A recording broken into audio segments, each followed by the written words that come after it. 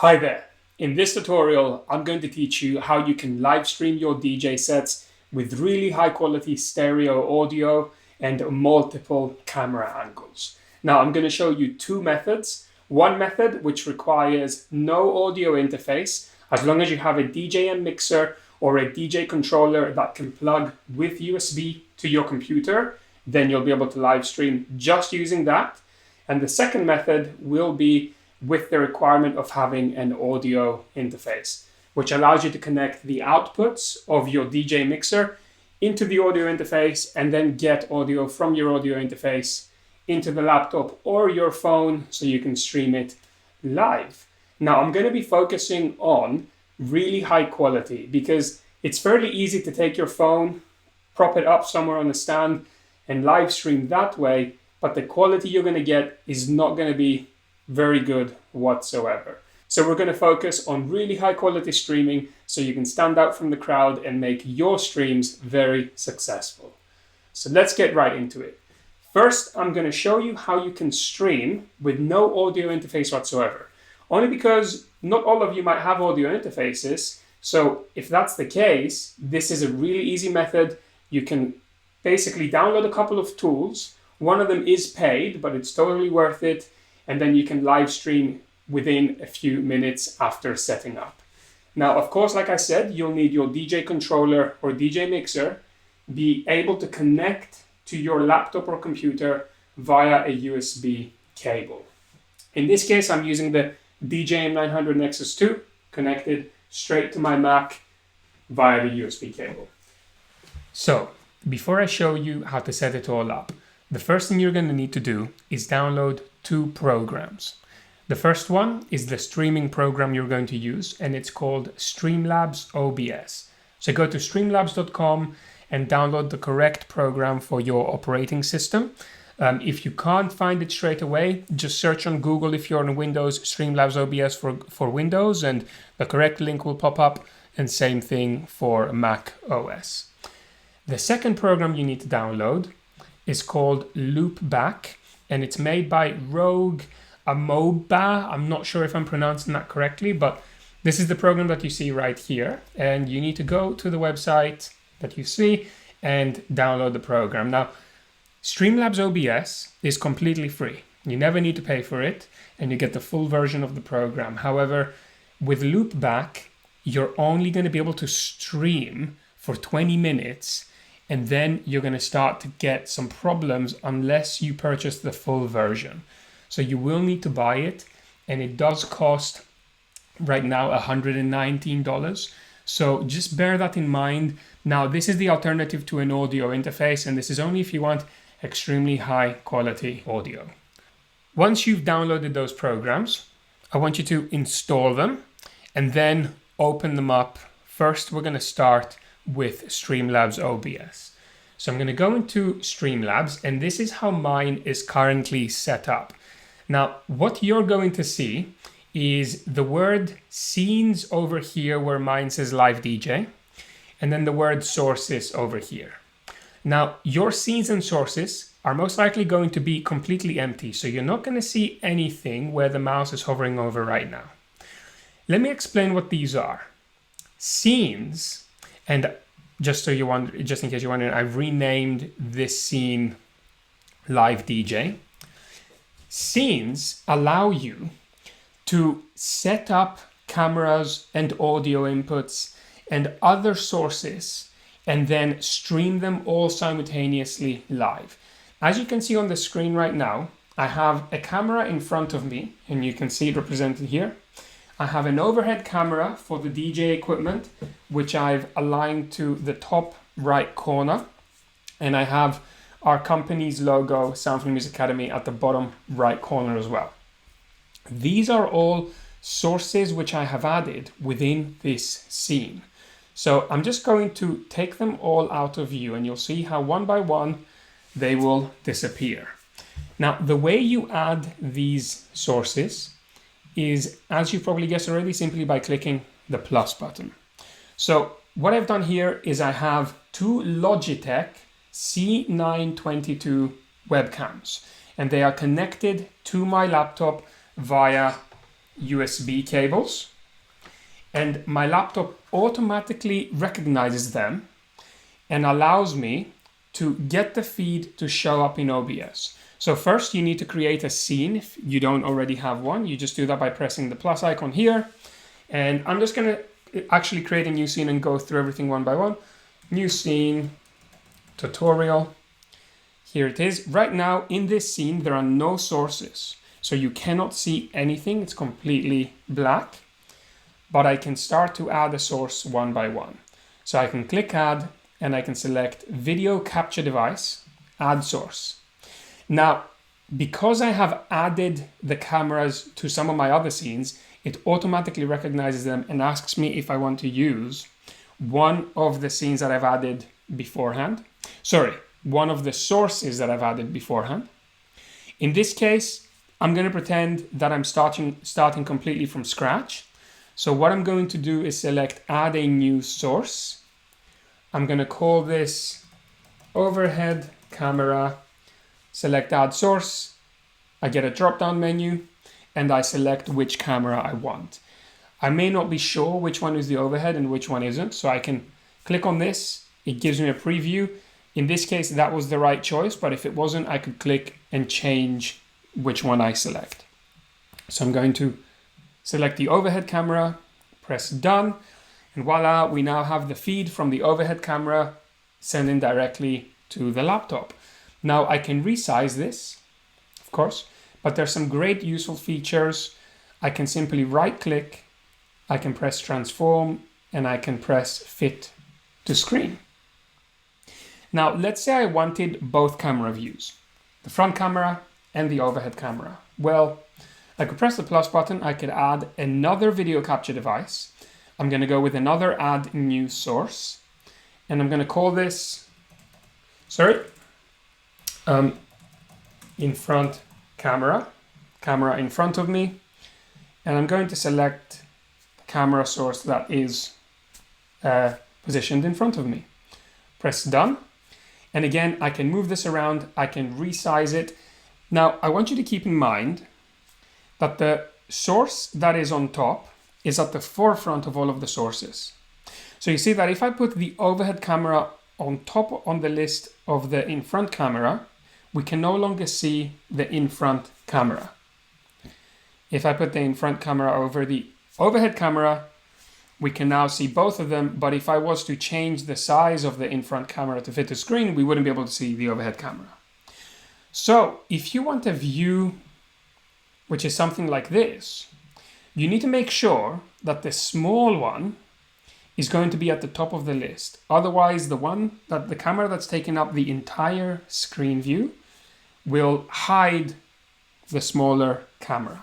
So in this case, I've got my in-front camera at the top of the list and my overhead camera at the bottom below it on the list, so that I can have my in-front camera as a smaller size at the corner so people can see me when I'm DJing, but they can see better all the equipment I've got in front of me and exactly what I'm doing.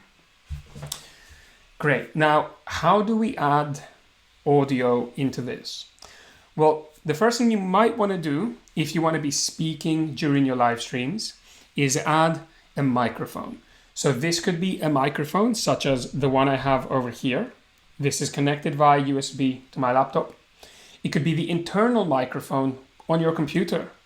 It could also be a microphone that's plugged into an audio interface and the audio interface is plugged into the computer. In this case, I've got a USB microphone. It's called the Yeti Blue mic, and it's probably one of the most popular microphones for live streamers because it has a really lovely stand. It connects straight to the computer via USB cable, and it has a lot of useful features for simply being able to set up a microphone quickly and get it to work out of the box. So what I can do on my sources, I can add, and then I can select audio input capture. I can select add source, and again I'm going to select add a new source because I'm assuming that you haven't used OBS before and you're not going to have your previously set up options. So I'm going to click add new source. I'm going to call this Yeti mic, add source, and from the drop down menu you can see I can select from all of my audio inputs. Now, the webcams I'm using have microphones built in. I've got my MacBook Pro microphone. I've got my DJ equipment and a bunch of other audio drivers. I just want to select the microphone that I'm using. And you can see my voice is now being picked up here. I could lower the volume, and that would be lowering the volume going out to the stream. I could also mute it if I want to temporarily mute it so that the people watching my stream can't hear it. Of course you can, because I'm not streaming, I'm doing a recording tutorial. But by muting here, the stream would be muted. Now for the part that most people get confused about, and this is how do we get direct high quality stereo audio from our DJ equipment into our laptop. Well, there's a very, very simple method to this. See, when you normally connect your DJ equipment into your laptop with a USB cable, whether you've got a DJ controller, such as a DDJ 400 or 800 or 1000, or whether you've got a DJM 900 or 750 mixer or anything that can connect to your computer, the problem that you come across is that your computer doesn't automatically let you take audio from your controller or your mixer and feed it into a streaming program. See, if you're using the associated DJ software, such as Rekordbox in this case for my DJM 900, then they can interact with each other and my DJ equipment can send audio to Rekordbox and vice versa. But I can't get audio from here into Streamlabs OBS unless I use a program like Loopback. Loopback identifies all of the inputs and outputs that are going through your computer, and you can kind of route them within the program wherever you like.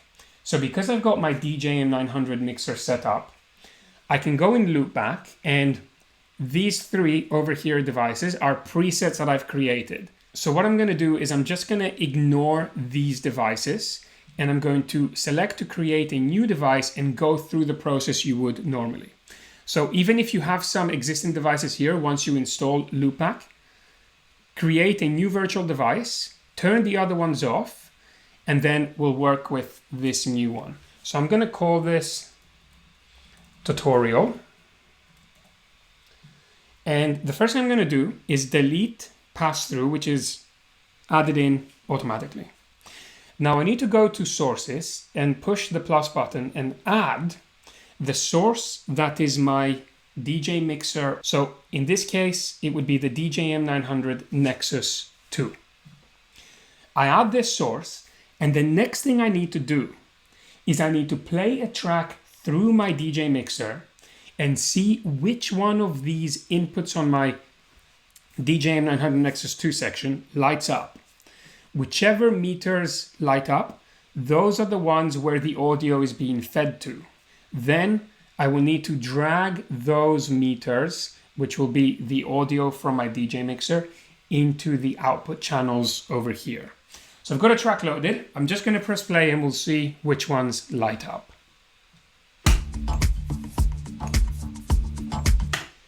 Okay, awesome. So channels 8 and 9 lit up. So what I need to do is click and drag on channels 8 and channels 9 into the inputs of channel 1 and channel 2. Now we've got audio being routed from the DJ mixer into the output channels of this device called tutorial. Great. Now, just before we go back into Streamlabs OBS, I renamed this tutorial 1 because I already had one called tutorial from beforehand. So just so that I don't confuse the two, the one I've just created in the video is now called tutorial 1. So now I'm going to go back into Streamlabs OBS and I'm going to click to add a new audio input capture. I'm going to add source and I'm going to select add new source instead. I'm going to call this DJ equipment, press add source, and then I'll simply select the device that we created, which will pop up here, tutorial 1, select done, and you can see now that's being added to our mixer. And if I play a track through the DJM 900 mixer, you will see that the audio is indeed being received. Now I noticed here there was a little problem. I only saw the right channel meter, lighting up. So I'm going to go back to Loopback and just double check I connected the right meters. So I did not. I connected 8 and 9. So what I actually need to do is connect 9 and 10. So this is good that it happened, because it's always good to just double check and make sure that your audio is routed correctly. Now I'm going to break this connection by clicking on it and pressing delete, just to keep things nice and clear. Now, if we check back on this again and I press play on another track, you see both meters lighting up and we're getting our stereo signal. Perfect. Now, the next thing you're going to need to do is simply connect your Facebook or your YouTube or your Twitch page to OBS Studio and then go live. So I'm going to jump right into showing you how to connect your pages. Now here we are on my Facebook. I've created a dummy page where I've been testing a few different live stream scenarios. So I'm going to use this to show you how you can go live as well. So where it says create, click on the live button right next to that. And it's going to take you to a page where you manage and prepare your live stream. Now, once you're on this page, the first thing you'll see is live video setup, use stream key highlighted. You want this highlighted, and you also want to make sure the use a persistent stream key is ticked. I'll explain why in just a moment. Now, once this is ticked, you need to copy your stream key from here. When this is copied, you go back into Streamlabs OBS, you open up the preferences, you go to the stream tab, and you select from streaming services the Facebook Live section. Once you do that, where it says stream key, you paste the new stream key that you just copied from your page. Now you want to make sure use a persistent stream key is ticked, because that way, every time you go live on your page, you don't need to go through the process of copying and pasting the stream key. You can always just use that same stream key you would have put in the first time. When you've done that, you press done. And then simply, if I click go live on my Streamlabs OBS, and then we go to the Facebook page, I can scroll all the way up to see a live feed of the stream. Now, I'm not live yet, and it's not actually going to go live until I push the button go live. But it's amazing that it allows you to actually see what's going on. You could also hear it. If I was to unmute it, I would be able to hear the audio and make sure that the audio from your DJ equipment is coming through really, really clearly. Now, a couple more key points for people using DJ controllers. I'm going to stop the live stream just because it's going to make the computer run a little bit slower. So when you're using a DJ controller, you're going to be using something like Rekordbox or Serato or DJ Pro alongside it, because with a DJ controller, you need your software on your computer to run with it. So on Loopback, when you add a source, you're not going to add your DJ controller. You actually need to add the DJ program that you're using. If you don't do that, you're not going to get audio fed to OBS, because the audio is coming from Rekordbox. It's not coming from your DJ controller. It's being fed from Rekordbox to the DJ controller to your speakers. So what you need to do is also, using this program, take the audio from Rekordbox and feed it to the channel here so you can add it to OBS. So the steps that you would take is 1, open up your DJ program and plug in your controller and get it working just fine. Then open up Loopback, select add source and add your DJ program. In this case, I would add Rekordbox. So I'll just actually do that just for a moment, just so you can see. Here's Rekordbox, and it's already tied them together for me. So my next step would simply be going to my Streamlabs OBS, adding a new audio input capture device, add new source, and I would select the device that I had created in Loopback. You name it here, and that's the name that will pop up on the list. Fantastic. Now, that's all you really need to go live with really high quality audio. There are a couple more settings I want to run you through which can help you if you've got a low bandwidth. So going back to the settings, on output, what I want you to do is potentially lower the output resolution if your internet bandwidth isn't too high. Because when your internet bandwidth is quite low, then your streaming can cut out and can have problems if you're trying to stream too high quality. So you would push the rescale output and rescale the output to a lower resolution if that is the case. The second thing, and probably the most important thing, is the bitrate. The bitrate is kind of like how many bits per second will it upload online. So right now, the average that I recommend and that most people recommend is 2500, but it depends on your internet connection.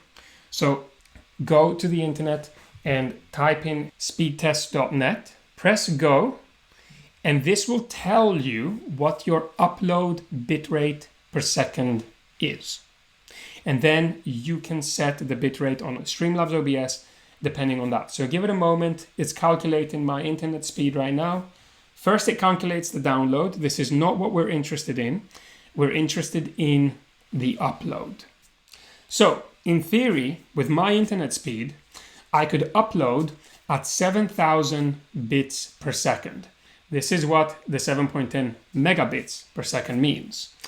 So that does mean that I could technically turn this up. However, from my experience, it's never 100% stable. So I tend to half the bit rate, and that's the bit rate that I use. Alternatively, you connect with an Ethernet cable to your Wi-Fi router, and then you'll have a much more stable connection and you can use your maximum bitrate. But I know most people might not even know what an Ethernet cable is in this day and age, so don't worry about it too much. Choose half the bitrate of what the internet speed test told you, and you'll be just fine. Now, I want to show you a couple more things related to Streamlabs OBS, and then I'm going to finalize the tutorial by showing you how to get audio using an audio interface. So we were speaking about the scenes over here.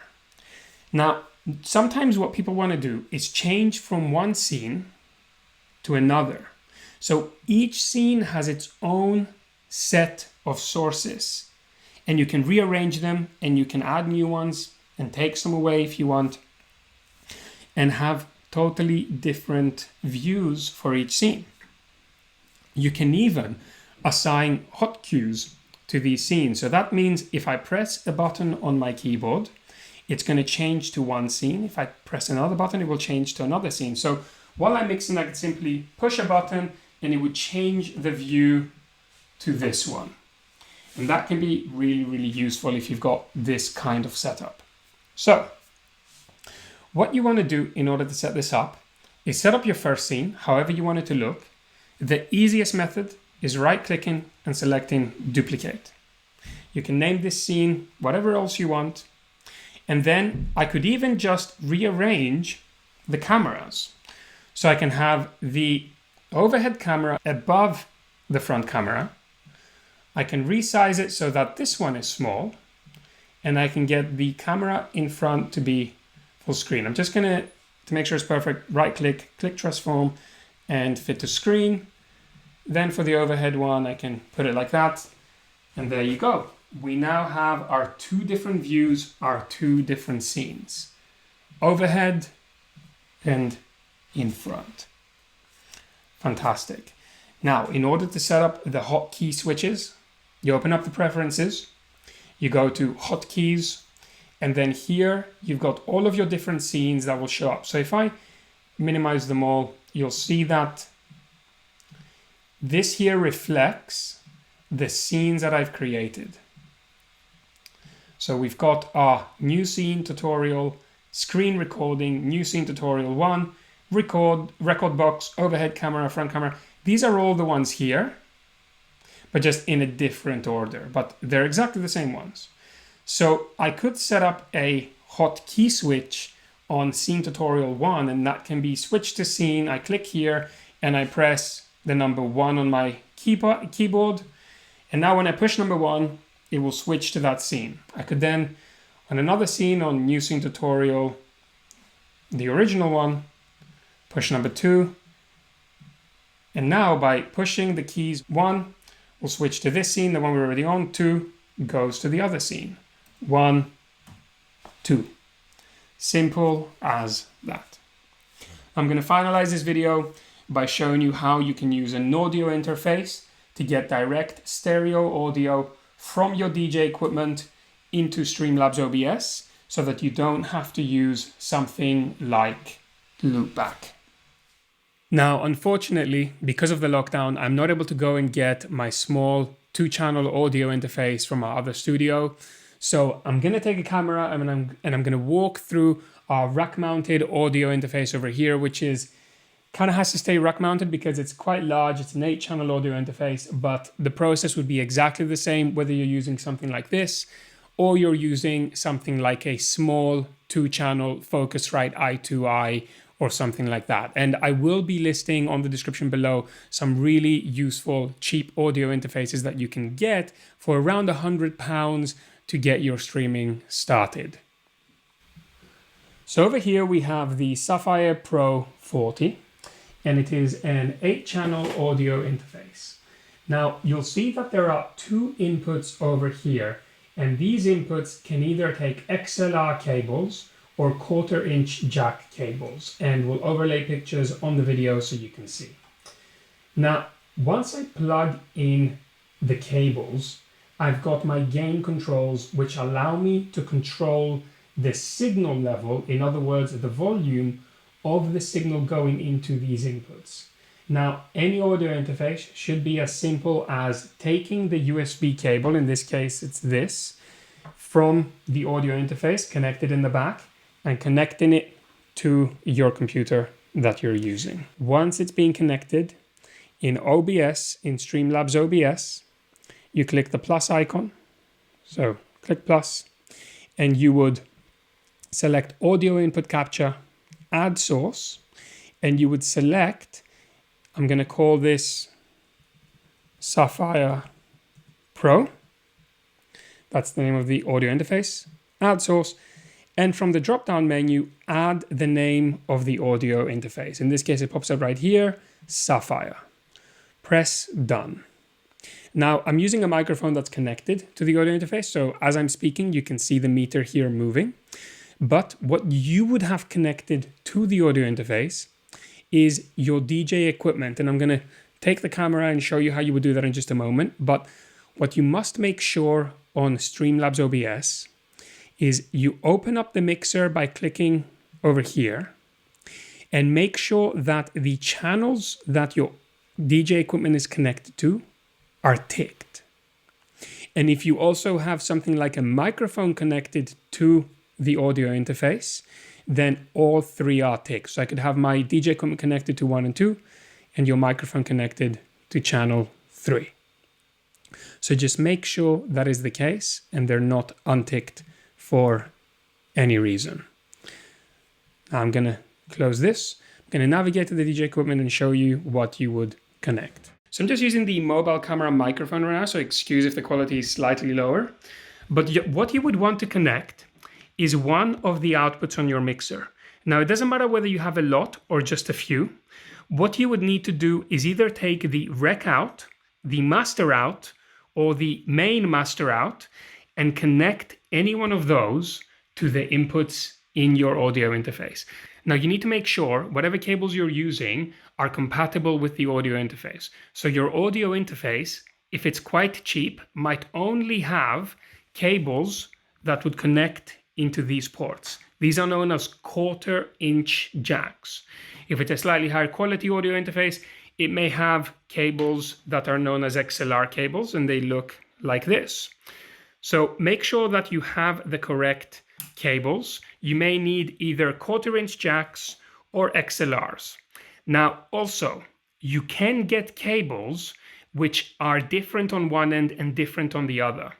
So if the DJ controller you have only has RCA outputs like these ones, you can get a cable which is RCA to XLR or RCA to 1/4 inch.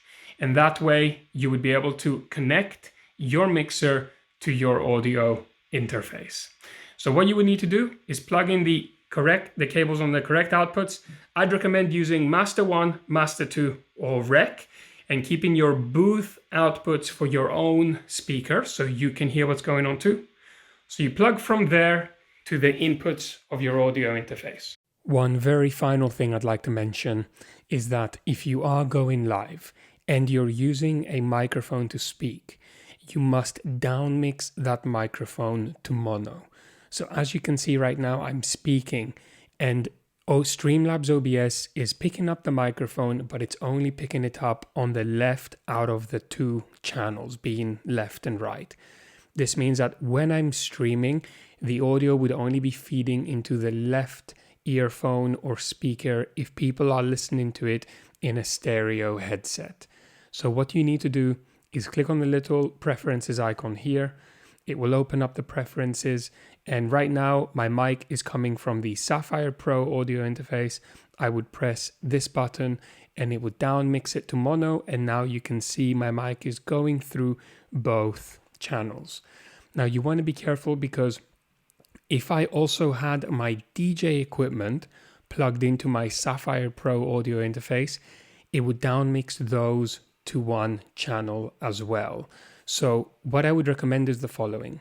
If you're using a mic, simply connect it to your DJ equipment and speak through your DJ equipment. Your DJ equipment will be able to separate the microphone into 2 channels, so it's not going to be coming out of only one. Alternatively, use a USB microphone like the one I was using at the beginning of the video, such as the Yeti Blue mic.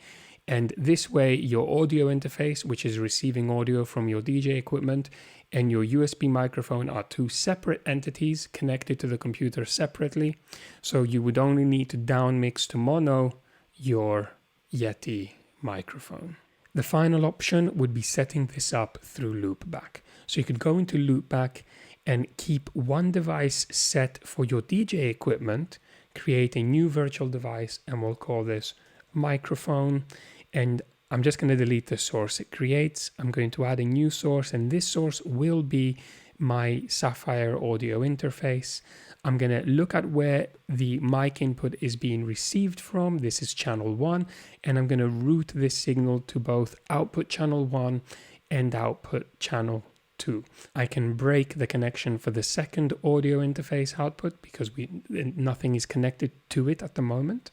And now what this is doing is routing the input signal of the microphone from the input channel 1 on the audio interface to both output channels 1 and 2, so the left and right sides of the stereo field. Now going back into Streamlabs OBS, I can add a new input capture device, add a new source.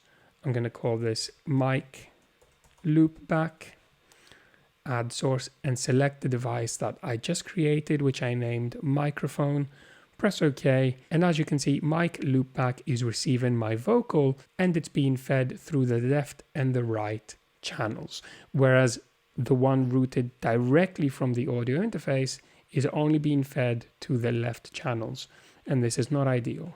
So I could delete this one simply by right-clicking and removing, press OK, and I can keep only the new microphone device that I created using Loopback.